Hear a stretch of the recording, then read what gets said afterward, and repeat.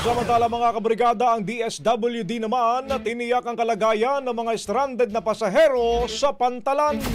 Brigada Sheila Matibag, ibrigada mo! Brigada Live Report. Agad na tinugunan ng Department of Social Welfare and Development o DSWD ang pangailangan ng mga na-stranded na mga pasahero sa mga pantalan sa Albay dahil sa bagyong Ramil.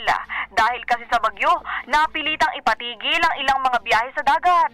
Kahapon ay nakapagbigay ang Angels in Red Vest ng DSWD Field Office 5 ng hot meals para sa ilang individual. Kasabay ng pakikipagtulungan sa provincial government ng Catanduanes, 180 na mga pasahero ang nahatiran ng ahensya ng pagkain sa Pio Duran Port, habang 350 naman sa Tabaco Port. Ayon sa DSWD, ang hakbang na ito ay alinsunod sa utos ng pamahalaan na maghatid ng maagap na tulong sa mga Pilipino sa panahon ng kalamidad.